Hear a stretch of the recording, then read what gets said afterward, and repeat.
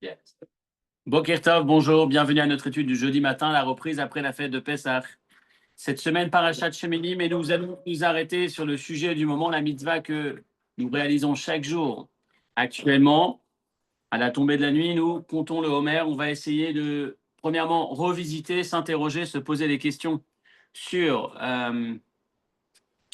le sens de cette mitzvah, comprendre les difficultés qu'elle peut représenter, et puis ensuite trouver le sens et la technique qui permettent de parvenir à aboutir sur ce sens. Tout un programme aujourd'hui, en commençant par notre premier texte, Vaïkra 23, le texte de la paracha que nous avons lu d'ailleurs pendant les fêtes de Pessah, qui traite de la mitzvah de compter le Homer. Mais bizarrement, c'est une mitzvah qui n'est pas simplement composée du décompte, du compte du Homer, mais ça va au-delà. Et c'est ce qu'on va essayer de voir ensemble aujourd'hui. Premièrement, c'est une mitzvah en 3 temps. Le premier temps de cette mitzvah, même si aujourd'hui il n'y a qu'un seul de ces 3 temps qui est réalisé à notre époque, il se trouve qu'initialement, il y avait 3 parties. La première, Uktartem et Ketsira, Vaïkra 23. Lorsque vous arrivez dans vos champs en Israël, sur vos terrains, vous allez dans un premier temps, Ketzartem et Ketzira, récolter faire la récolte de ce champ. Va'avetem et Omer, et ensuite vous approcherez, vous offrirez au temple, Omer, une mesure, Reshit Ketzirechem, du premier de vos récoltes, et la Kohen, vous l'offrirez au temple, au prêtre. Donc c'est la première étape. On est au début de la récolte. C'est la première fois qu'on a cette récolte qui arrive. On a travaillé pendant l'automne, pendant l'hiver. On arrive à peine au tout début du printemps. On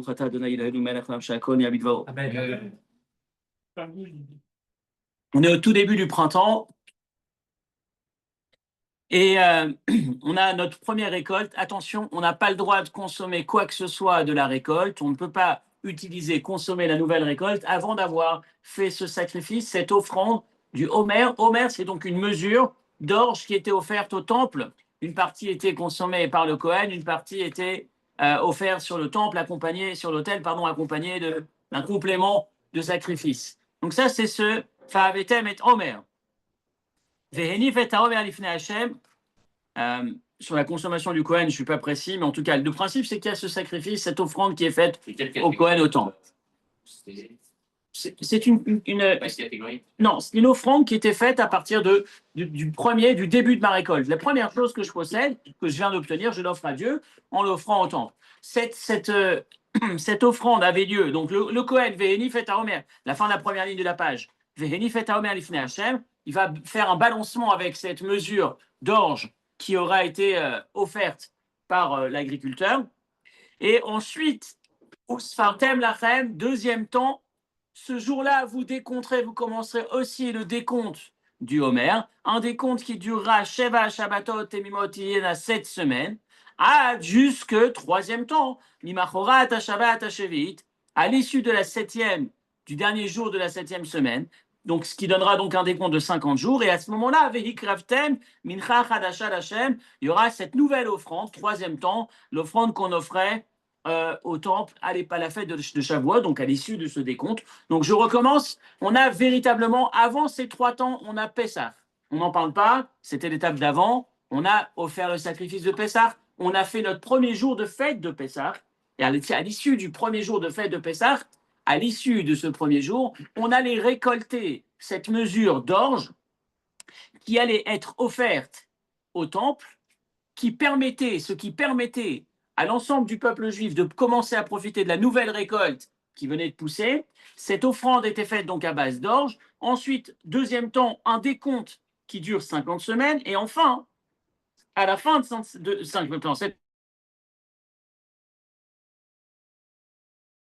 7 semaines, 49 jours, le 50e, on offrait cette fois-ci un sacrifice à base de pain qui est fait de blé. J'étais à l'Echem, les 2 pains qui étaient offerts au temple à la fête de Shavuot. Donc c'est un processus en 3 temps. Je commence par l'orge, je compte, puis ensuite je finis par le pain par le blé. C'est la première fois dans l'année que qu'on ne prépare de leur permettre tout le temps. Dans la fête, une fête où on offre du pain, c'est effectivement l'exception, en sachant que généralement, c'est quasiment tout était en galette, en matzah, sauf il y a une autre exception aussi, mais ce n'est pas une fête, c'est le Korban Toda. C'est lorsqu'on exprime sa gratitude, sa reconnaissance à Dieu. C'était une quantité phénoménale de pain qu'il fallait offrir. Il y avait 40 pains, il y avait 30 galettes et 10 chametz. Donc ça fait partie de l'exception. C'est d'ailleurs la raison pour laquelle, pendant toute la fête de Pessah, on ne prononce pas le misement les Toda le matin dans la prière, même pendant la mi-fête, y compris depuis la veille de Pessah, parce que misement les Toda, c'est le psaume qui fait référence au sacrifice de Toda. Et ce sacrifice avait dans lequel, dans ces 40, il y avait 10 pains qu'on ne pouvait pas. On dit qu'on le dit quand même. Comment? On ne le dit pas, tous les mains. Je ne sais pas, je ne connais pas toutes les coutumes. Nous, je sais qu'on ne le dit pas. Hein? Voilà. Donc, on a lu. Pardon?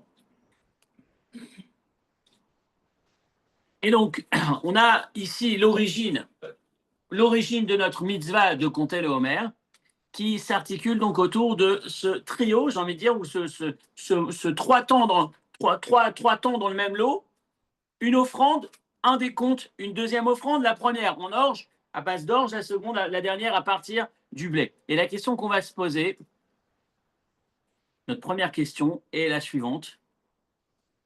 Comment se fait-il, pour commencer, on vient de pouvoir profiter de notre récolte. On vient enfin de pouvoir voir apparaître le premier blé, la première récolte, le début de la récolte, après tous ces mois de labeur où on était dans le stress, il va pleuvoir suffisamment, le climat sera suffisamment bon, etc., etc. J'ai enfin ma récolte qui apparaît. Et bizarrement, c'est le seul sacrifice, alors presque, on va voir tout de suite, la seule offrande qui était faite à base d'orge. Pourquoi à base d'orge? Quelle est la problématique de l'orge? L'orge, certes, techniquement, c'est la première récolte. L'orge pousse avant le blé, donc il y a du sens à ce niveau-là. Mais l'orge n'est pas l'élément par lequel l'être humain est davantage concerné. L'être humain mange principalement le blé et pas l'orge. L'orge est généralement consommée davantage par l'animal que par l'être humain. Comment se fait-il que ce soit presque la seule offrande sur l'autel au temple qui était faite à base d'orge? Pourquoi est-ce qu'on ne ferait pas à base de blé comme n'importe quel sacrifice? J'ai envie de vous dire, pas n'importe quel, comme toutes les offrandes qui étaient faites au temple, qui étaient composées de blé et pas d'orge, parce que le blé, c'est effectivement l'élément avec lequel l'être humain a un lien, davantage en tout cas plus que l'orge, qui est plutôt orienté vers l'animal, mais surtout, il n'y avait pas d'offrande dans le temple à partir de tout ce qui existe. Au temple, qu'est-ce qu'on offrait? On n'offrait pas ni pastèque, ni melon, ni ananas. Au temple, qu'est-ce qu'on offrait? On offrait soit les 7 fruits d'Israël, parce qu'ils ont une qualité, ils ont un niveau particulier, c'est les 7 fruits par lesquels la terre d'Israël a été louée. Donc, ok, c'est un niveau, ça représente quelque chose. Soit le blé, qui est l'élément important pour l'être humain, pour la subsistance de l'être humain. Donc, c'est les seuls éléments qui étaient offerts au temple. On n'a pas d'orge. La seule exception, il y a une exception où on offre de l'orge, vous l'avez dans la référence suivante, Mishnah Sota, Kol amenachot baot minachitim.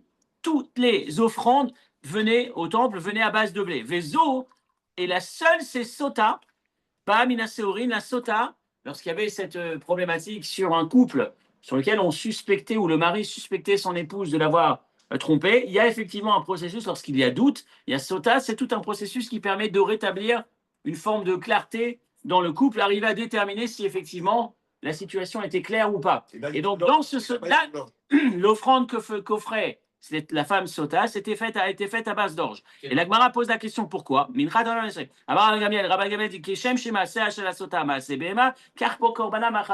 dit puisque la situation qui a mené cette femme ou ce couple dans cette situation, ou cette femme dans cette situation de Sota, c'est un comportement dévié, un comportement qui ne correspond pas à l'humain dans le sens noble du terme.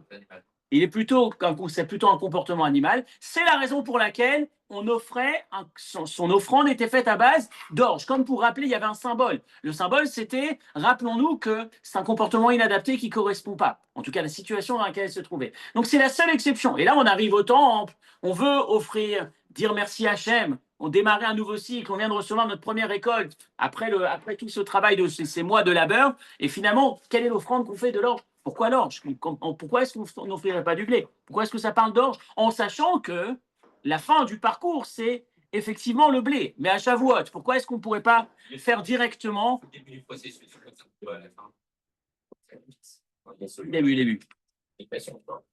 Il n'est jamais sûr.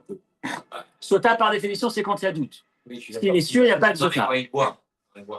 Oui, sota égale bois, bois égale doute. On l'a fait boire, enfin, elle boit cette substance parce qu'il y a un doute. Voilà. Le corban est au début. C'est l'homme qui offre le... Non, c'est la femme. Ça fait partie du processus. Donc la question est de savoir comment se fait-il que, pourquoi est-ce qu'on n'offrirait pas dès le départ du blé? Pourquoi commencer par l'orge pour finir avec le blé? L'idéal, c'est d'offrir ce qu'il y a de mieux, le blé, pas l'orge. On va l'offrir, mais à la fin, en troisième temps. Pourquoi pas dès le départ? Qu'est-ce qui se cache derrière cette mitzvah? Puis ensuite, deuxième question, depuis quand on compte quoi que ce soit? Est-ce que vous avez entre Rosh Hashanah et Kippour un décompte pour les 10 jours de pénitence? Est-ce que vous avez un décompte entre Kippour et Sukkot? Je ne sais pas pour quelle raison. On ne compte jamais. Spécialement cette mitzvah, encore une fois, ça c'est une réflexion que vous êtes peut-être déjà fait, c'est qu'il y a plein de textes qui ont été écrits là-dessus. On l'a déjà, dans la première version, il y a un certain nombre d'années, on avait déjà abordé ce sujet sur la notion du compte. Alors vous allez me dire spontanément, oui, on sait très bien qu'on compte parce que on attend, le peuple juif attendait avec impatience la sortie depuis la sortie d'Égypte, attendait le don de la Torah, donc il comptait les jours. Vous l'avez ici dans Sefer Achinoch, regardez la troisième partie de la référence.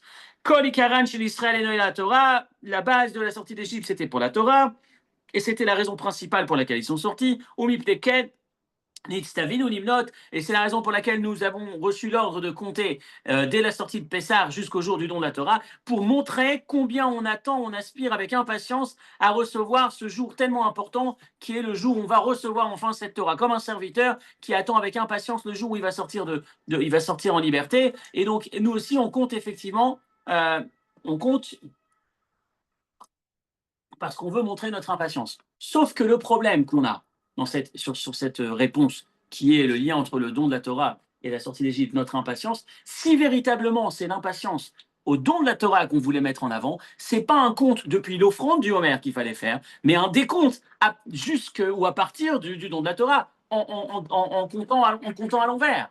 Si je dis nous sommes aujourd'hui un jour ou 2 jours ou 3 jours depuis l'offrande du Homer, si je dis depuis l'offrande du Homer, c'est que l'élément qui importe à ce stade, c'est le point de départ. Si c'était le point d'arrivée qui était le plus important, et c'était mon impatience par rapport au point d'arrivée, j'aurais dû compter le premier jour, nous en sommes à 49 jours, nous en sommes à 48 jours, plus que 40 jours, plus que 20 jours. Pourquoi est-ce qu'on commence dans le sens, on a l'impression que l'élément important, l'élément déterminant, c'est le point de départ. On a offert le Homer et on en a un jour. On a offert le Homer et on est à 2 jours, et on est à 3 jours, etc.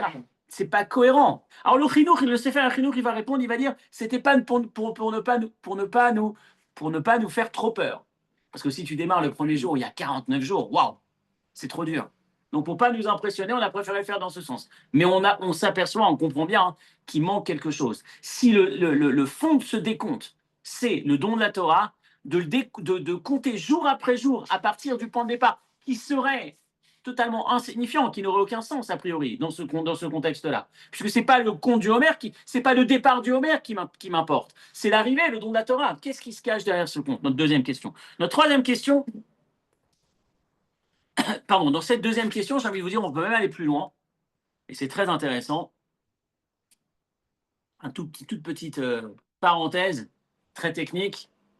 Imaginez-vous que vous alliez en Australie, ou alors que vous rentriez d'Australie vers la France. Moi, j'ai vécu ça il y a un certain nombre d'années quand j'étais à l'Yeshiva. J'avais dans ma chambre à l'Yeshiva un Australien. Et donc l'Australien, lorsqu'il vient en France, il a dans son voyage un passage qui lui fait, je ne sais plus c'est dans quel sens, gagner ou perdre un jour. Je pense que c'est gagner un jour. De mémoire, c'est gagner un jour.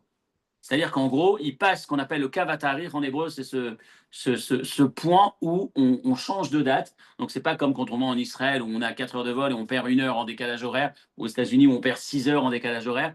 Là, on passe complètement, on change de date. Donc, lui, il commence son décompte. Il est au premier jour en Australie, deuxième jour, troisième jour. À la fin des fêtes de ce Pessah, il rentre à la Yeshiva, parce qu'on prend la Yeshiva à ce début Rosh Chodeshia. Il arrive en France, admettons, il en est à son 12e jour dans son décompte, mais il atterrit en France, on est encore au 11e. Il a gagné un jour. Donc le soir du 12e jour, pour lui, du 13e jour pour lui, il va compter 13e, puisqu'il a compté hier 12e. Mais toute la communauté va compter 12e. Et ainsi de suite. Il arrive au 50e, écoutez bien, le 50e jour pour lui. Donc une fois qu'il a compté 49, qu'est-ce qui se passe à l'issue du 49e? On termine le 49e et c'est jour de fête. C'est Yom Tov, la fête de Shavuot. Nous tous, on vient de finir le 48e. On a encore un jour avant de faire Shavuot. Mais lui, il a fini le 49e, il est en Yom Tov. Il est en Yom Tov seul. Je me souviens, il était tout seul à faire Yom Tov. Il n'a pas créé. Tu lis les mots de la Torah. Le système de la fête de Shavuot, c'est pas la fête qui est liée exclusivement à la date du don de la Torah. C'est pas la date, c'est le 50e. Et puisque c'est une mitzvah individuelle, donc c'est son 50e jour, c'est son Shavuot. Il aura fêté la fête de Shavuot un jour avant la fête du don de la Torah. Le deuxième jour, le lendemain, c'est le don de la Torah. C'est comme ça l'halakha, il me semble en tout cas. Et après, il y a peut-être vu, c'est peut-être. S'il y a une halakha, en tout cas, d'après un avis, c'est sûr. Je n'ai pas fait tous les avis, mais il me semble que oui. Ce qui est intéressant, c'est quoi? À l'époque du Beth Amikdash, c'était fréquent. Pas fréquent d'avoir un décompte différent, mais fréquent d'avoir une fête de Shavuot qui tombe au 50e jour du décompte. Peu importe si on est le 6 Sivan, le 5 ou le 7, puisqu'on comptait, rappelez-vous, le Rosh Chodesh était déterminé par la venue des témoins, et donc si le mois d'Iyar, il y avait 2 jours de Rosh Chodesh ou 1 jour de Rosh Chodesh, ça déterminait aussi, ça avait une implication sur le jour de Shavuot. Le 6 Sivan, qui est le jour de Shavuot du don de la Torah, n'est pas forcément le 50e jour du décompte. Donc en vrai, on était en train de dire que tout ce décompte du Homer n'a qu'une seule vocation, c'est montrer mon impatience pour le don de la Torah, mais en vérité, il est déconnecté du don de la Torah. Il pourrait l'être, même si aujourd'hui, effectivement, il est toujours connecté. Mais dans l'absolu, on s'aperçoit que ce sont 2 mitzvot. Alors, qu'est-ce qui se cache derrière? Quel est le sens de ce compte? Enfin, troisième question, on a un peu plus aujourd'hui. La troisième question, c'est très, très, très étonnant. C'est vraiment une mitzvah unique en son genre et presque anti-judaïsme, en tout cas l'exception au judaïsme. Dans le judaïsme, normalement, n'importe quelle mitzvah, tu l'as fait à n'importe quel moment. On ne va jamais te dire que comme hier, tu n'étais pas religieux, désolé, aujourd'hui, tu es perdu. Tu peux pas, tu es exclu. Ça n'existe pas. Vous avez ce principe que vous avez probablement rencontré quelquefois dans vos vies, de manière générale, peu importe l'endroit du monde où vous vous trouvez, vous passez dans la rue, vous passez dans une boutique, vous passez dans un lieu où il y a un gars qui va vous proposer de mettre les téphilines. Cette personne qui vous propose de mettre les téphilines, elle va vous dire, monsieur, vous voulez mettre les téphilines? Vous allez dire oui ou non, en fonction si vous les avez déjà mis ou pas. Mais elle ne va jamais vous dire une seconde. Mais est-ce que tu les as mis hier? Avant-hier? Ah, t'as pas mis hier, non, c'est mort. C'est mort. Il n'y a jamais cette idée où on est pénalisé aujourd'hui parce qu'on n'a pas fait hier. Je vais vous dire mieux. Le top, quand on fait la campagne de téphilines, quand on met les téphilines, c'est de rencontrer ce qu'on appelle en arabien un karkafta. Karkafta, c'est cette tête qui n'a jamais mis les téphilines. Mettre les téphilines à quelqu'un pour la première fois, et parfois ça se fait même très très tard dans la vie. Quand on attrape, des fois, c'est des gens de 80 à 85 ans qui n'ont jamais mis les téphilines et qui vont les mettre pour la première fois. Ils font leur bar mitzvah.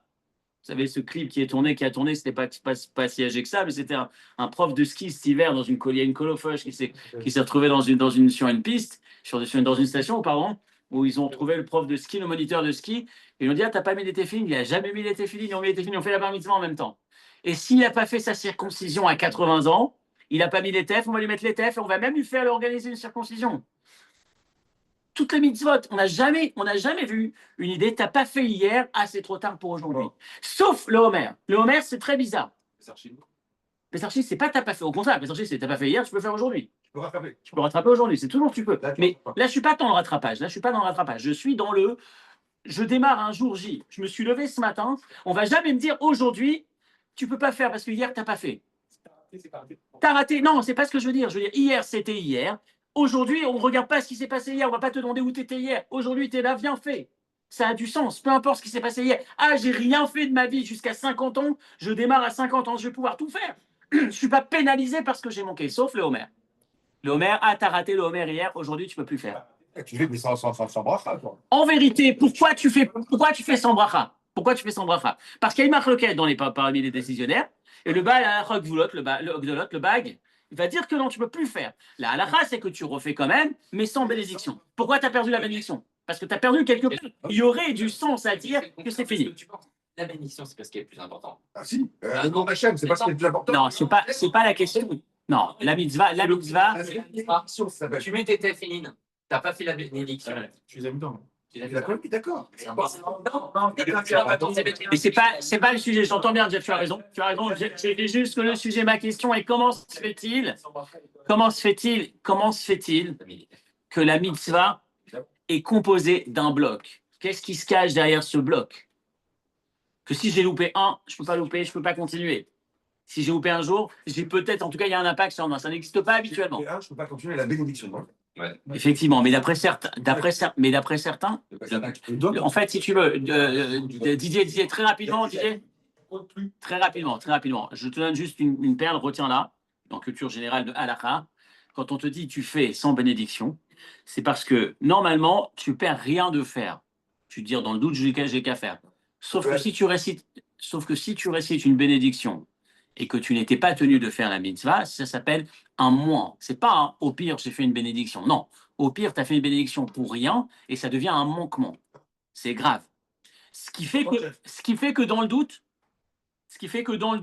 on va considérer que lorsqu'il y a marloquette, lorsqu'il y a certains qui diraient que tu dois faire et l'autre qui dit tu dois pas faire, souvent ce qu'on va dire c'est dans le doute, refaire, tu peux refaire, c'est pas grave, la bracha, là il y a un manquement parce que tu as prononcé le nom de Dieu alors que dans l'absolu il est possible que tu n'avais pas à réciter ce nom. Ce qui veut dire que dans l'absolu la mitzvah n'a pas lieu d'être là, en tout cas pour certains. Et la question est comment se fait-il que cette mitzvah est composée d'un bloc? Tu le refais. Si tu ne sais plus si tu as fait le birkat ou pas, il paraît que tu refais le birkat. Alors que si tu ne sais plus si tu as fait la bracha avant manger, là par contre tu ne refais pas. C'est Minatora. Voilà. Parce qu'il y a un Minatora, l'autre est Minatora. Exactement. Et donc voilà la série de nos questions autour des contes du Homer. On a posé 4 questions. C'est pas forcément parce que c'est Pessah, mais bon, pourquoi pas, Manishtana. Donc 4 questions du Homer. Notre première question, depuis quand on fait une offrande et pourquoi on fait cette offrande à base d'orge, qui finalement s'avère être aussi à base de blé, mais pas le Homer, au moment de Shavuot, qu'est-ce qui se cache, pourquoi l'orge? Deuxième question, quel est le sens de ce décompte? Troisième question, pardon, j'ai pas posé notre quatrième. Troisième question, pourquoi est-ce que c'est un seul bloc? Et notre quatrième question, c'est une question assez classique quand on compte le Homer, c'est quel est le sens de cette approche kabbaliste que nous avons tous lorsqu'on parle du Homer. On finit le Homer en disant quelle mida, quelle sphira, quel jour on est aujourd'hui. À part le jour, on se pose la question, c'est quoi la mida du jour? Chesed, Shebe, Chesed. Vous avez un texte du Harizal qui dit Ve'al yedeze, yushpa shefa, letaken et nafshotenu veruchotenu, que grâce au décompte du Homer, on puisse réparer ma shepagamti, là où j'ai causé un problème, ce que j'ai abîmé dans la sphira Chesed, Shebe Chesed, etc., des termes kabbalistiques auxquels, a priori, on n'est pas tous habitués au quotidien. Et pourtant, dans le Homer, ça devient l'élément le plus répandu. En tout cas, vous l'avez dans la référence suivante. Tov les Adam, les Kaven, Shara Kavanot, c'est la fin de la première référence, juste avant la deuxième. Le Raphaël Vital nous dit qu'il est bien que l'homme pense pendant les 49 jours du Homer de réparer tout ce qu'il a pu manquer, tous les manquements qu'il a pu avoir eu, qu'il a pu réaliser dans toutes les 7 sphirotes. Par exemple, la première semaine, c'est tout ce qu'il a fait dans tout le manquement qu'il a eu dans Chesed, dans la bonté, dans la tribu de bonté. La deuxième semaine, c'est dans la tribu de Gevura, de sévérité, de rigueur. La troisième, c'est Tiferet, l'empathie, etc. Et dans chaque jour, c'est 7 composés de 7. Donc le premier jour, c'est Chesed, Shebe Chesed. Le Chesed dans le Chesed. Le deuxième jour, c'est la rigueur dans la bonté. Le troisième jour, c'est l'empathie ou le Tiferet dans la bonté, etc.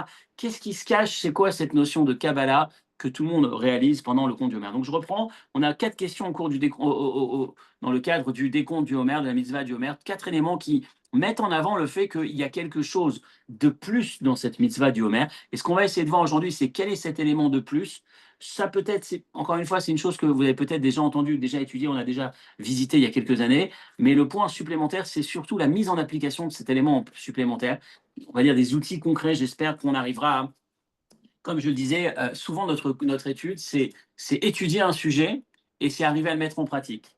Et si chaque année, le calendrier est fait de sorte à ce qu'on se retrouve à certaines périodes, devant des éléments clés, des éléments phares qui vont nous permettre de nous interpeller sur certains sujets, voilà aujourd'hui un sujet, tout un programme, un des plus gros programmes qu'on puisse avoir dans le judaïsme, c'est la mitzvah du Homer. On va voir comment est-ce qu'elle nous interpelle, jusqu'où elle nous interpelle. Et ce qu'on va essayer de faire, c'est en l'étudiant cette année, réfléchir comment on peut mettre à profit cette période pour réaliser le sens de cette mitzvah véritablement, qui est probablement le cadeau le plus beau, l'élément le plus grand que l'être humain puisse atteindre. On y va. La sortie d'Égypte, c'est donc Pessah, Shavuot, c'est le don de la Torah, et entre les deux, on a ce processus avec 3 étapes, l'offrande à base d'orge, le décompte, puis l'offrande à base de blé. Que se cache-t-il derrière? Alors voilà, en vérité, comme on a pu le dire lorsqu'on parlait de la sortie d'Égypte dans les cours précédents, la sortie d'Égypte, ce n'est pas l'élément le plus difficile. Sortir d'Égypte, c'est certes difficile parce que c'était de l'esclavage et un pays et un gouvernement tyran qui a asservi et torturé et exterminé une partie du peuple juif. Donc oui, c'était très difficile. Mais la partie la plus compliquée n'est pas de faire sortir le peuple juif d'Égypte. L'élément le plus difficile, c'est l'étape d'après. Une fois qu'il est sorti d'Égypte, ce peuple, une fois qu'il est sorti d'Égypte, est-ce qu'il va rester le même qu'il était en Égypte ou est-ce qu'il va pouvoir évoluer vers la constitution de ce nouveau peuple, en tout cas de ce peuple assumé, complètement abouti, qui est le peuple juif, et non pas ce qu'il était pendant 2 siècles, ce peuple juif qui était plutôt peuple égyptien ou alors peuple juif égyptien ou alors peuple juif en Égypte totalement assimilé, c'est pas le mot que je vous cherchais à dire, mais coloré ou imprégné des idées égyptiennes. Et donc c'est l'expression qu'on a pu utiliser quelquefois, c'était beaucoup plus simple de sortir les Juifs d'Égypte. Là où ça devient plus difficile, et c'est là où va intervenir la mitzvah du Homer, c'est pour sortir l'Égypte du Juif plus que le Juif d'Égypte. Et c'est là toute la difficulté, c'est permettre à l'Égyptien ou au Juif égyptien de devenir Juif émancipé, sorti, débarrassé de l'Égyptien qui était en lui. Rappelez-vous une chose, le peuple juif est resté 2 siècles, 210 ans en Égypte. 2 siècles, c'est à peu près, c'est l'équivalent de 3 générations. 3 générations embourbées dans une culture pour laquelle, vous devez vous en souvenir, la première référence qu'on a à l'Égypte, quasiment, c'est pas la première, mais parmi les premières, c'est un couple de Abraham et Sarah, composé d'Abraham et Sarah, 90 ans, qui arrive en Égypte et Sarah se fait enlever pour être emmené chez le pharaon pour qu'il puisse faire ce qu'il a envie avec elle. Un pays où lorsque le pharaon va libérer Sarah parce qu'il vient de s'apercevoir que Dieu est avec elle, qu'est-ce qu'il va dire à Abraham? Écoute, ne reste pas ici, je ne peux pas t'assurer ta protection dans ce pays, il faut que tu partes. Je t'escorte jusqu'à la sortie. C'est un pays qui est trop dépravé pour que tu puisses t'en sortir. Un homme saint comme toi. Ça, c'est la définition qu'on a d'Égypte. La deuxième définition, c'est un Yosef, un jeune homme qui décide de, envers et contre tous, rester droit, rester noble et rester saint. Il se fait séduire par la femme de son maître Potiphar. Et tout ce qui s'ensuit. Donc l'Égypte, c'est un pays qui est appelé par la Torah Ervat Haaretz, l'endroit le plus dépravé, le plus grossier de la planète. Ce peuple, le peuple juif, n'a pas fait une escale en Égypte. Il n'est pas resté quelques jours, quelques heures, il est resté 3 générations, complètement embourbé dans l'Égypte. Pour sortir d'Égypte et sortir l'Égypte du juif, il y a 2 processus. Le premier, on en a parlé, je pense, il y a 2 ans, c'était pour Pessah. On en a parlé un peu avant la fête, on a rappelé un peu cette idée. Rappelez-vous on s'enfuit d'Égypte. On ne peut pas sortir d'Égypte. Le symbole de cet individu qui est embourbé dans un mauvais comportement, qui s'est laissé aller à assouvir ses pulsions pendant de trop nombreuses années, s'il décide simplement de sortir, de s'en aller, il n'arrivera pas. Il sera rattrapé. Je ne sais pas ce qui s'est passé. La première étape, il s'enfuit. Il s'enfuit. C'est quoi, il s'enfuit? On pouvait partir, on dit non, on ne part pas. On part quand on aura décidé. C'est pas dans cette idée que je veux le dire. Tu parles de la saison 2, là, on ne parle pas de ça. Oui. Là, ce que je suis en train de dire, c'est que. S'enfuir, ça veut dire vite. Non, s'enfuir, c'est qu'il. Non, il s'enfuit. Bechipazon. Bechipazon. On en a parlé, on a fait le cours sur la matzah. Il s'est enfui. C'est quoi, il s'est enfui? C'est pas parce que les Égyptiens. C'est pas parce qu'ils avaient peur des Égyptiens. Ils avaient peur de l'Égyptien qui est en eux. Quand on veut faire un changement et qu'on s'est embourbé dans l'élément négatif, la première étape, c'est de ne pas réfléchir, de sortir, de s'enfuir. Maintenant que je suis sorti, maintenant que je n'ai pas réfléchi, je suis sorti de là-bas, il y a une très, très grande menace, très grand ennemi qui me menace, c'est celui de, maintenant que je suis sorti, je n'ai pas réfléchi, dès que je recommence à réfléchir, est-ce que je n'ai pas envie de retourner? Est-ce que je ne vais pas finir par retourner? Donc la première étape, celui qui est addict à n'importe quelle substance négative, la première des choses, c'est lui cacher la bouteille. Il n'y a pas de bouteille, tu en cherches partout, il n'y en a pas, sauf toi. Mais après, l'étape d'après, si je reste que sur l'enfermer pour l'empêcher d'avoir accès à cette substance, à un moment donné, il va repartir. Parce que c'est là où il est à l'intérieur de lui-même. L'Égypte est toujours en lui. Il est sorti d'Égypte, mais il y a toujours en lui cette envie, cette volonté de repartir. Et là, il va falloir commencer à travailler un processus interne. À l'intérieur de lui-même, le débarrasser de l'Égypte qui est en lui. Et c'est ce qui va se passer. La première étape, le cheminement du Homer, c'est le passage de l'orge, écoutez bien, au blé. L'être humain, c'est quoi? Agmara va nous dire dans Chagiga, regardez la référence numéro 2, Shishat Varim Nemru Bivne Adam. L'être humain, on va citer 6 éléments à propos de l'être humain. 3 sur lesquels il ressemble à l'ange et 3 sur lesquels il ressemble à l'animal. Un être humain, c'est quoi? C'est un mi-ange, mi-bête, mi-animal. Il a des éléments extrêmement proches de l'animal. C'est une grosse bête, l'être humain. Et en même temps, c'est un grand ange. Le tout, c'est d'arriver à passer de l'animal qu'il est au moment où il sort d'Égypte à l'ange ou à l'être humain véritable qu'il va devenir en se débarrassant de cela au moment où il reçoit la Torah. Ce processus, c'est justement de l'orge. Notre première offrande, notre question qu'on a posée tout à l'heure, pourquoi de l'orge? Parce que l'orge, c'est le symbole de la nourriture animale, c'est l'élément sur lequel on veut travailler quand on vient de sortir d'Égypte, ou l'être humain, le juif qui est sorti d'Égypte, il n'est pas sorti d'Égypte, il a été tiré, il a été sorti d'Égypte. C'est Dieu qui l'a tiré, lui-même il serait resté là-bas, il était confortable là-bas. Dieu, il vient, il le sort. Maintenant, il faut travailler sur la partie intérieure. Comment on travaille sur la partie intérieure? On commence par prendre cette partie animale, cette orge, et on va travailler 49 jours pour arriver ensuite à atteindre le niveau du blé, de l'humain, de la partie la plus élevée de l'être humain. On va essayer de se transformer. Quelle est la différence entre l'animal et l'être humain? L'animal, il travaille, il marche à 4 pattes. On ne peut pas le juger, on ne peut pas lui en vouloir là-dessus, mais il ne connaît que lui et lui-même. Il n'a jamais vu au-dessus de ce qui se passe chez lui. L'être humain, il a cette qualité de marcher à 2 pattes. Sur 2 pieds, ça donne quoi? Qu'il est capable de voir le ciel, qu'il est capable de voir ailleurs, qu'il est capable de penser à autre chose qu'à son nombril. Il est capable de penser, de raisonner différemment en deux. Écoutez bien ces 2 symboles qu'on a cités 1000 fois. Autre chose que qu'est-ce que je peux avoir? Qu'est-ce qu'il me manque? Et se poser la question comment je peux être utile?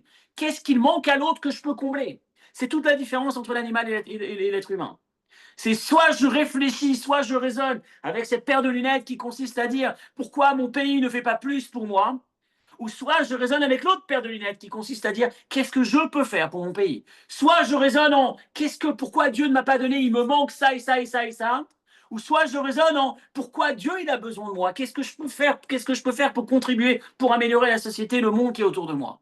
Et ces 2 paires de lunettes, l'une elle est plutôt animale et l'autre elle est humaine. Et c'est ce passage qu'on cherche à obtenir entre le début du conte du Homère et la fin du Homère. Et on va passer par 49. 7 fois 7, on va travailler sur chacune des facettes de notre personnalité pour passer dans chacune de ces facettes du stade animal au stade humain, pour élever chaque détail. Si on va prendre, on va essayer de le faire rapidement, même s'il y a tout un mahamar du rabbi qui est assez long, qui développe dans le détail. Mais les grandes lignes sont les suivantes. Premièrement, la référence, l'écoutez Sikhot Aleph 266, que vous avez ici dans la suite, deuxième partie de la deuxième référence, qui dit que finalement, dans Shir HaShirim, il est dit Moshreni Acharecha Narutza. Rappelez-vous, on a étudié ce passage il y a quelques années du Shir HaShirim.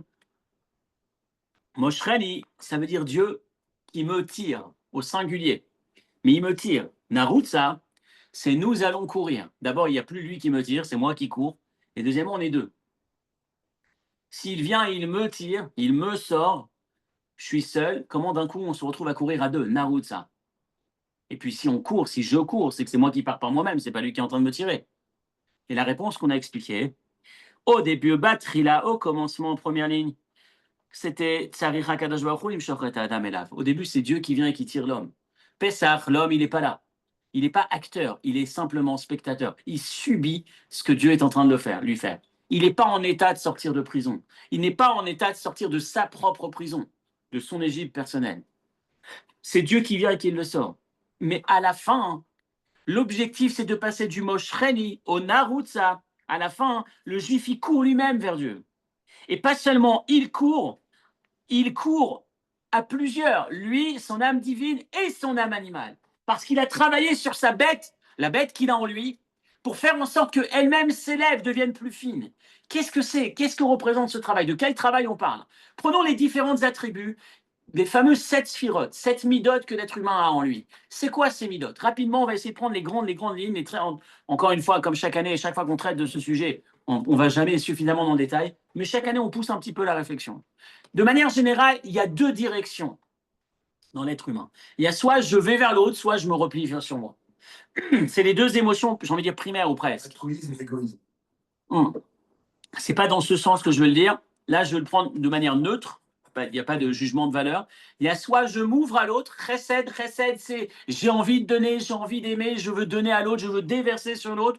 Gvura, c'est la rigueur, donc c'est pas dans le sens négatif.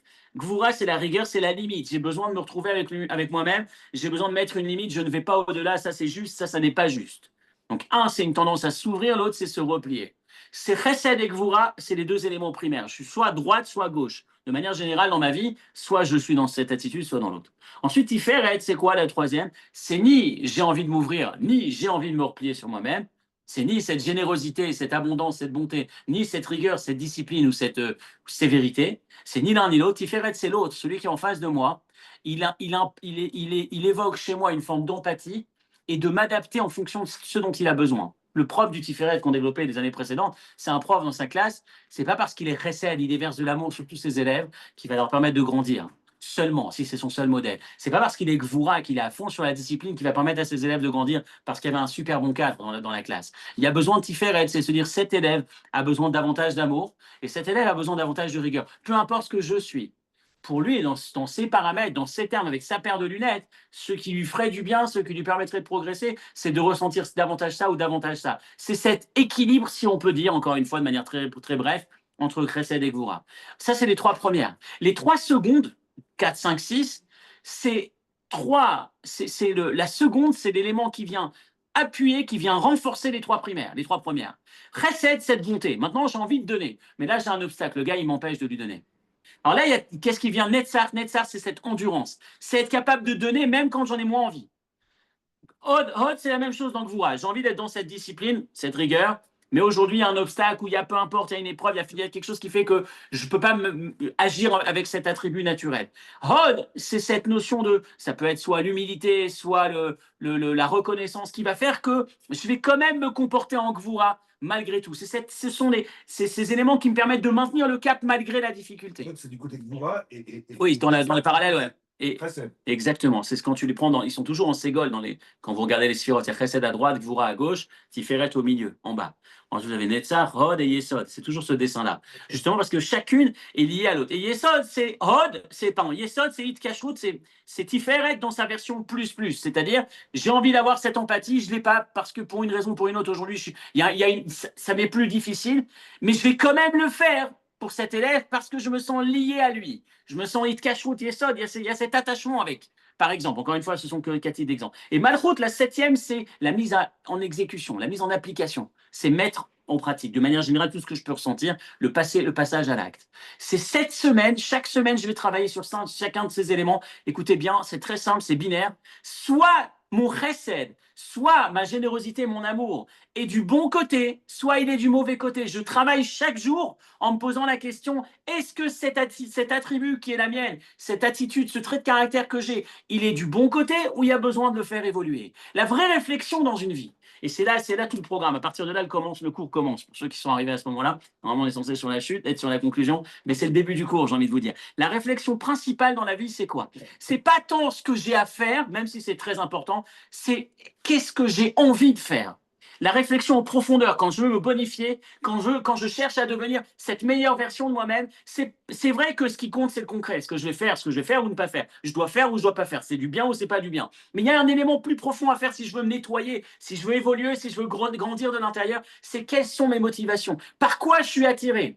Comment se fait-il que je suis 1000 fois plus attiré par tout ce qui est négatif, tout ce qui n'est pas sacré, tout ce qui est profane, potentiellement négatif, que par ce qui est sacré? Je vais avoir beaucoup plus de facilité à dépenser pour me faire plaisir qu'à dépenser pour la religion. Parfois, c'est un vrai sujet. Qu'est-ce qui fait que, quand c'est quelque chose de sacré, même si je vais le faire, et c'est déjà extraordinaire, c'est bien de faire, c'est qu'on sait l'action, mais en profondeur, si je cherche à me bonifier, si je cherche à m'élever, la question que je vais me poser, c'est, et à l'intérieur, est-ce que je me sens bien là-dedans ou est-ce que je me sens moins bien? Est-ce que je me plais à dépenser pour mes téphilines, par exemple, ou à dépenser pour ma matzah, c'est le sujet duquel on vient de sortir, ou là pour la bar mitzvah de mon fils, je ne parle pas de l'aspect festif, mais de l'aspect religieux de la bar mitzvah, ou est-ce que pourquoi j'ai beaucoup plus de difficultés à dépenser pour ma matzah qu'à dépenser pour aller en vacances? Je dis la réflexion, c'est pas ce que je dois faire, mais c'est ce que j'ai envie.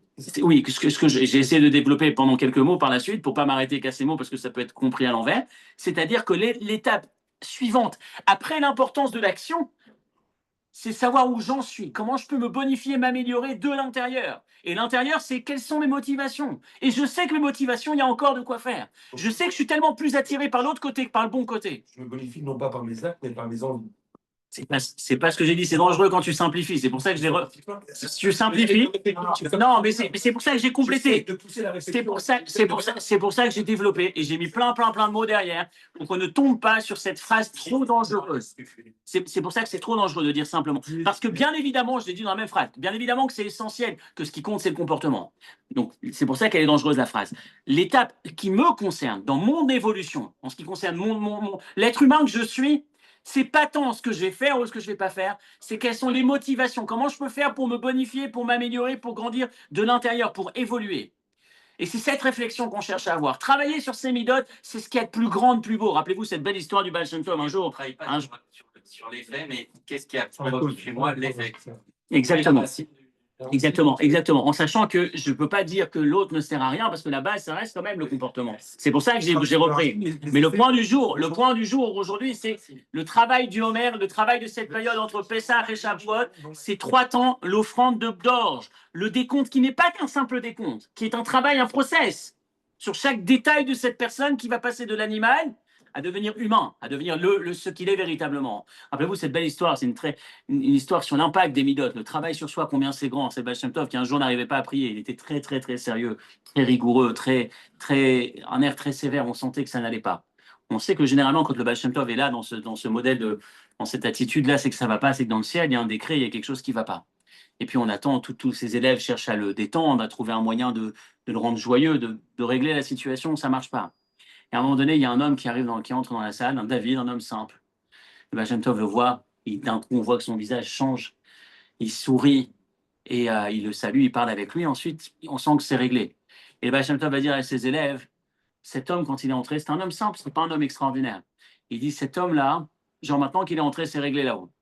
Qu'est-ce qui s'est passé? Il dit, cet homme a dépassé une épreuve du niveau de Abraham qui sacrifie son fils. Waouh, qu'est-ce qu'il a fait? Alors, les élèves vont le voir, vous connaissez probablement l'histoire, mais les élèves vont le voir, s'interrogent, s'étonnent, qu'est-ce qu'il a dû faire? Il a été tenté par l'idolâtrie, on lui a menacé avec un couteau s'il se prosternait pas devant l'idole. Qu'est-ce qu'il a fait si grand pour mériter que le Baal Shem Tov dise cette phrase sur lui, qui règle les problèmes dans le ciel?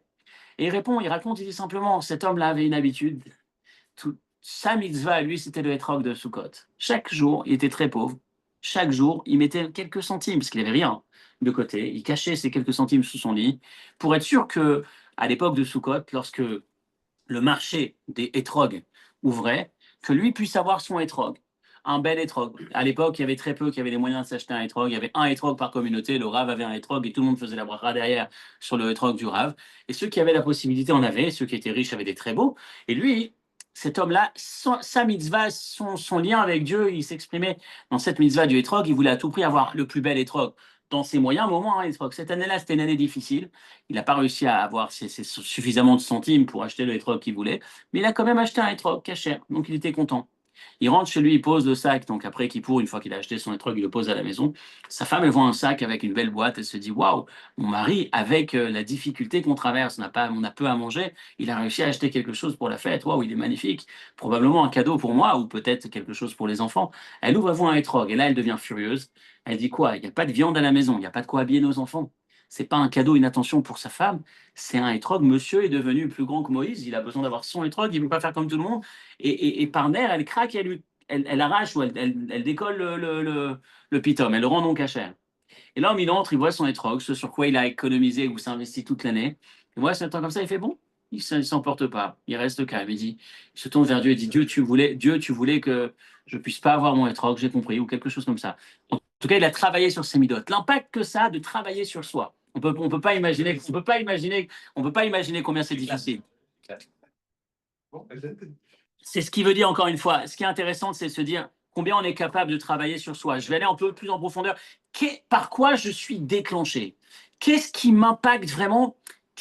Par quoi je suis attiré, vraiment? Encore une fois, très sincèrement, vous êtes seul dans une pièce, il y a 4 murs, il y a un miroir et vous-même, et vous vous regardez, vous dites, OK, j'ai été à la prière ce matin, oui, j'ai été faire mon étude de Torah ce matin, oui, j'ai fait les choses. Mais finalement, au fond de moi-même, par quoi je suis attiré? Est-ce que je vais pouvoir, un jour dans ma vie, être vraiment celui que je rêve d'être? Ou en tout cas, celui que je suis dans les faits. Dans les faits, je vais à ma tefila, j'étudie. Mais dans mon cœur, parfois, je suis tellement plus attiré par autre chose et tellement moins attiré par ça. Est-ce que je vais pouvoir travailler? Est-ce que je vais... Ça, c'est l'animal. Didier. Ah, il y en a pas. Là, j'ai débordé. Il nous reste trop peu de temps pour finir ce que je dois finir. Il y a encore de quoi faire. Donc, rapidement, j'essaie de finir vite. Donc, est-ce que je vais enfin pouvoir être à l'intérieur celui que je suis à l'extérieur, celui que j'aspire véritablement à être? Mais au fond de moi, je sais que ça ne marche pas. Cette période du Homer, elle est là pour travailler là-dessus. Chaque jour est analysé. Est-ce que mon attirance, elle est davantage vers l'élément qui a peu de sens ou vraiment du sens? Comment je peux faire? On va y arriver tout de suite. Je termine là-dessus. Mais en tout cas, l'analyse de ces 7 semaines, 7 fois 7 jours, c'est pas juste un compte. Et c'est un bloc. Pourquoi c'est un bloc? On a posé la question, comment se fait-il qu'on a une mise en bloc? C'est un bloc parce que c'est un processus. Je ne peux pas arriver au 10e jour et espérer qu'à Shavuot, je sois transformé. Il manque les 19 premiers jours. Je n'ai pas travaillé sur cette partie de ma personnalité. Or, le process du Homer, c'est justement de s'élever. Maintenant, comment y arriver? Et c'est là toute la réflexion, et c'est là-dessus qu'on va essayer de finir rapidement. Donc, une fois qu'on a fini là-dessus, comment y arriver? Donc, vous avez ici, ceux qui veulent lire, vous savez, le Mamar ou Sfortem Lachem, qui développe comment chaque détail, 7 mitzvot, 7 midot, pardon, 7 fois 7, comment on y arrive. Comment y arriver? Il y a 3 éléments à retenir.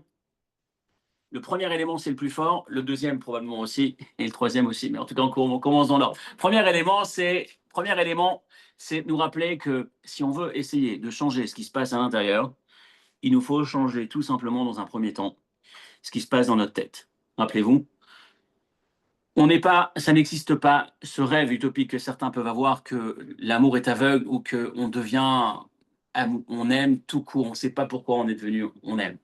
Même si certaines fois on a pu le ressentir, dans l'absolu, le sentiment qu'on a est le fruit d'une réflexion. Maïmonide, lorsqu'il parle des traits de caractère, du comportement qu'on doit avoir, est-ce qu'on doit être plutôt généreux, plutôt restreint, plutôt colérique ou pas, etc., il appelle ça ilchot deot, les lois concernant les idées. Incroyable. Il ne dit pas concernant les émotions, les traits de caractère, il appelle ça les idées. Parce que rappelez-vous, chaque émotion est la conséquence et le fruit d'une réflexion. Si vous réfléchissez, si vous investissez sur votre réflexion, si vous étudiez, vous allez inconsciemment impacter votre manière de ressentir et par conséquent votre manière d'agir. C'est extraordinaire cette recette, malheureusement trop tôt, trop vite pour l'heure qu'il est. Je suis désolé, on aurait dû passer beaucoup de temps dessus. Je le reprends, vous le réécouterez dans l'enregistrement. Première étape, ilchot deot, rappelez-vous, changer ce qui se passe dans notre tête, changer notre manière de percevoir les choses, étudier, bonifier notre manière de comprendre les choses va forcément avoir un impact sur notre manière de ressentir. On a souvent l'impression que non, c'est pas vrai, je suis désolé, je suis comme je suis, acceptez-moi comme je suis, c'est ce que je ressens, c'est vrai dans un premier niveau, mais le niveau 2, qui est tout à fait accessible, sur lequel on doit bosser, c'est entre autres le sens de cette période, c'est de se rappeler que si j'étudie, si j'apprends, si je change de perception des choses, je change de ressenti. Mon exemple le plus phare, le plus classe, enfin le plus beau qu'on a étudié ici il y a quelques années, c'était l'exemple de ce bonhomme qui se fait doubler par une voiture, un gars qui grille le feu rouge et qui lui fait une queue de poisson. Il est furieux, il se dit je vais le rattraper, il va en prendre plein la tête, il est très très énervé, il suit le gars et pendant qu'il le suit, l'autre il va de plus en plus vite et il voit, il se dit mais là c'est vraiment un grand malade, il va en plus, il fait des excès de vitesse et il grille encore un feu rouge et il grille un stop et l'autre il le suit, il se dit c'est pas possible, il est complètement fou, je vais l'éclater le bonhomme. Il arrive au bout, il finit de le suivre, il voit que le gars s'arrête à l'hôpital aux urgences et qu'il sort aux urgences avec un bébé en sang dans les bras. Et là, d'un coup, toute cette émotion négative qu'il avait contre lui, waouh, ça se dégonfle. Et d'un coup, c'est de l'empathie, c'est de la compassion. D'un coup, il se dit, mais comment j'ai pu penser négatif sur lui? Et oui, il a grillé tous ses feux, etc. L'interprétation que je me faisais jusque-là, c'était une interprétation négative ou une interprétation X qui a engendré ces émotions négatives. Je change d'interprétation et l'émotion, elle est différente. Et l'action est différente. Dans un premier cas, j'allais lui mettre une tarte. Dans le deuxième cas, je descends et je vais venir l'aider peut-être. Qu'est-ce que je peux faire pour t'aider? Donc rappelez-vous, premier élément quand on veut changer l'intérieur, d'étudier. ce qu'on fait ensemble, ce qu'on fait chaque semaine, chaque fois qu'on étudie, chaque fois qu'on consacre du temps à étudier, on s'ouvre vers une perspective différente. Peut-être que je devrais voir la vie autrement. Peut-être que ce qui m'a l'air d'être tellement appétissant, qui m'attire tellement au quotidien, c'est pas ce qu'il y a de mieux, c'est pas ce qu'il y a de vrai. Il y a peut-être autre chose de beaucoup plus vrai. Si j'apprends et je commence à comprendre inconsciemment, ça impacte mes émotions et par conséquent ma manière de faire. Deuxième élément, c'est être capable de valider les petits encouragements, les petites choses, les petites actions. On n'a pas le temps de développer trop dessus, mais rappelez-vous, si je veux opérer un changement, c'est pas par des grandes actions, des grands projets, c'est par des petites choses concrètes chaque fois. Chaque fois où j'ai une belle idée en tête, et si je pouvais simplement étudier plus, admettons, je me lève un matin, je voudrais plus étudier, et je vous assure que c'est vrai, faites-le aujourd'hui. Dites-vous, je n'attends pas demain, je prends un livre, 5 minutes, j'étudie aujourd'hui en plus. Vous verrez que le changement, il est déjà opéré. Je ne sais pas pourquoi cette période est propice. Pour moi, en tout cas, chaque année, c'est une période extraordinaire. Le lendemain de Pessah, quand on commence à compter nos mères, quand on vient de sortir de Seudat Mashiach, il y a une inspiration spéciale qui fait que, il y a quelques années, il y a une dizaine, quinzaine d'années, on avait lancé le cours de 15 minutes. C'était à cette période aussi. Tous les jours, on se voyait de 14h à 14h15 sur, à l'époque, c'était pas Zoom, on était au Blackboard, ça fait bien, bien longtemps. C'est parti de cette idée, cette inspiration. Vous avez envie de changer, peu importe ce que c'est, n'attendez pas de mettre en forme ce changement. Mettez-le dans un détail concret, pratique dès maintenant. C'est le deuxième point. Et le troisième point dans la recette, pour arriver à mettre en pratique le Homer convenablement, c'est d'être capable aussi de se renforcer, de se féliciter, de visualiser l'évolution. C'est un mot du Rabbi, c'est extraordinaire, je termine là-dessus. Troisième référence, c'est une lettre du Rabbi qui dit si j'ai passé en revue nos échanges avec le maître en question avec qui il échangeait dans un courrier, et c'est en 1951, en 54, la lettre est en 54, en 1954, et il lui dit j'ai passé en revue nos échanges entre 51 et 53, et je m'aperçois qu'il y a de quoi être satisfait finalement. Ce qu'on se demandait entre 51 et 53, les points sur lesquels on échangeait, si on prend en perspective ce sur quoi on a abouti aujourd'hui, et ben finalement, il y avait de quoi se sentir satisfait quelque part. Et ça aurait été source d'encouragement. Si on prend le temps de se noter quel est l'objectif que j'ai à atteindre, et qu'on arrive à se féliciter en se disant tiens, finalement, j'ai quand même progressé. Il y a 1 an, j'en étais là. Il y a 2 ans, j'en étais là. Savoir se féliciter aussi, se féliciter, savoir mesurer l'évolution, c'est aussi une source d'encouragement. 3 clés pour essayer d'arriver à optimiser, à exploiter pleinement cette période du Homer, travailler sur l'intérieur, pas seulement faire bien, mais être attiré, évoluer de l'intérieur. Premièrement, ce qu'on étudie, comment la réflexion, changer la perspective, c'est ce qui me permet de changer l'émotion, donc de bonifier l'intérieur, et ensuite forcément l'action. Deuxièmement, le faire par des actions concrètes, même si elles sont petites, ne pas dévaloriser la petite action dans le changement, chaque action, elle compte. Et troisièmement, savoir aussi se féliciter, mesurer l'évolution et célébrer chaque petite victoire qui sera une source d'encouragement pour arriver à se renforcer davantage. Shabbat Shalom et à la semaine prochaine. Je finis là-dessus, je termine. Hop là.